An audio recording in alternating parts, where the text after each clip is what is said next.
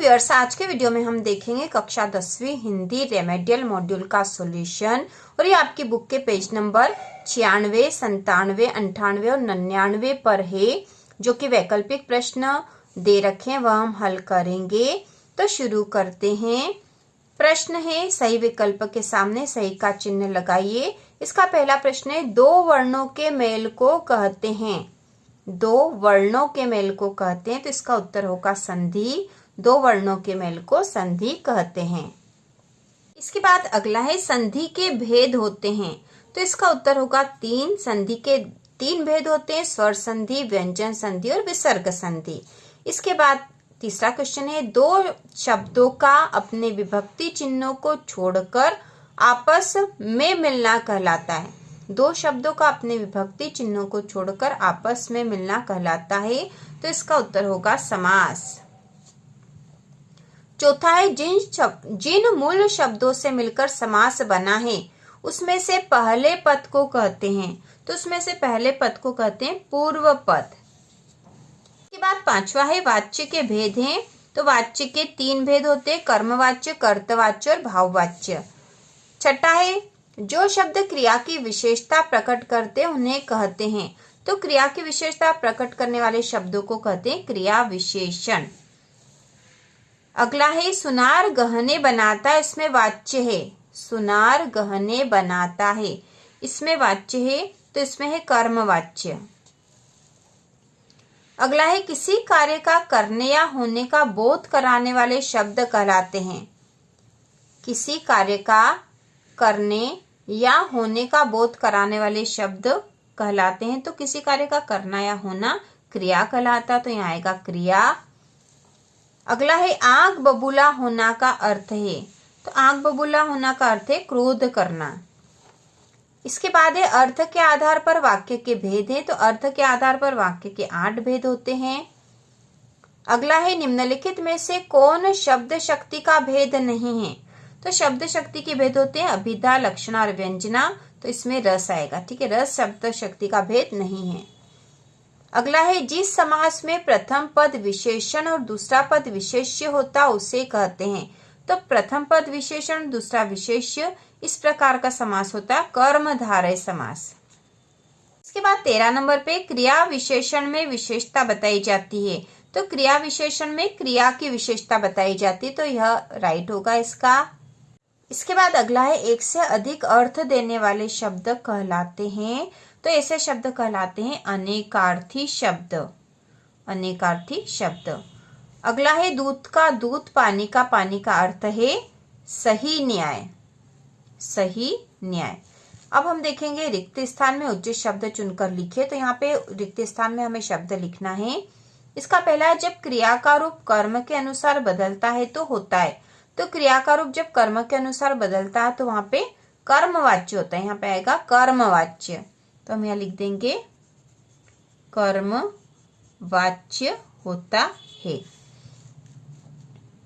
दूसरा है, वाच्य प्रयोग में सबसे अधिक ध्यान रखना पड़ता है। वाच्य प्रयोग में सबसे अधिक ध्यान रखना पड़ता है विशेषण का या क्रिया का, तो यहाँ उत्तर आएगा क्रिया का। ठीक है, यहाँ हम लिखेंगे क्रिया का। तीसरा है, अर्थ के आधार पर प्रकार होते हैं। अर्थ के आधार पर वाक्य प्रकार के होते हैं, तो अर्थ के आधार पर वाक्य 8 प्रकार के होते हैं। चौथा है, विद्यालय में संधि है, तो विद्यालय का संधि विच्छेद होता है विद्या धन आलय, और उसमें स्वर संधि है। स्वर संधि है। पांचवा है, विलक्षण अर्थ का बोध कराने वाले वाक्य कहलाते हैं। विलक्षण अर्थ का बोध कराने वाले वाक्य कहलाते, तो यहाँ आएगा मुहावरा। मुहावरा। इसके बाद छठा है, उड़ती चिड़िया पहचानना है, लोकोक्ति है या मुहावरा, तो यह एक मुहावरा है। सातवां है, जिस क्रिया का प्रभाव कर्म पर पड़ता वह सकर्मक क्रिया होती है, तो यहाँ पे लिखाई है, यहाँ पे सकर्मक लिखी दिया है यहाँ पे। आठवां है, समास के भेद हैं, तो समास के 6 भेद होते हैं, तो यहाँ आएगा 6। चौराहा में समास है, तो चौराहा में द्विगु समास है, यहाँ हम लिख देंगे द्विगु। 10वां है शब्द शक्ति के प्रकार है। तो शब्द शक्ति के 3 प्रकार होते हैं, अभिधा, लक्षणा और व्यंजना। अगला है दिए गए कथन के सामने सत्य असत्य लिखे। तो यहाँ हमें सत्य और असत्य लिखना है। इसका पहला है क्रिया के वर्तमान काल में काम होने का पता चलता है। क्रिया के वर्तमान काल में काम होने का पता चलता है। तो यहाँ पे हम लिखेंगे सत्य। कर्तवाच्य भाव प्रधान होता है। तो यहाँ पे है असत्य। असत्य आएगा क्योंकि भाववाच्य होता भाव प्रधान। इसके बाद है कर्मवाच्य में क्रिया हमेशा अकर्मक रहती है। तो कर्मवाच्य में तो अकर्मक नहीं रहेगी, सकर्मक रहती। तो यहाँ पे आएगा असत्य। अगला है लोक धन उक्ति से मिलकर लोकोक्ति शब्द बना है। तो यह सत्य है। उससे खाना नहीं खाया जाता में भाववाच्य है। तो यह कथन सत्य है। छठा है अग्नि परीक्षा देना का अर्थ कठिन परिस्थिति में पड़ना। तो यह भी सत्य है। 7वां है मुहावरों और लोकोक्तियों लक्षणा शब्द शक्ति के जरिए अर्थ ग्रहण किया जाता है। तो यह भी कथन सत्य है। इसके बाद 8वां है वर्षा न होती तो फसल सूख जाती। विधानवाचक वाक्य है। तो ये विधानवाचक वाक्य नहीं, यहाँ पे आएगा असत्य। 9वां है मुहावरे और लोकोक्ति एक ही है। तो यह भी असत्य क्योंकि दोनों अलग होते हैं। 10वें नंबर पे उपकार मानने वाला कृतज्ञ कहलाता है। तो यह कथन सत्य है। इसके बाद अगला है सही जोड़ी बनाकर लिखिए। तो इसमें जोड़ी बनानी, यहाँ पे 2 खंड दे रखे अ ब, और जो सही होगा वो यहाँ लिखना है आपको। तो खंड अ में है जिस समास में दोनों पद प्रधान हो।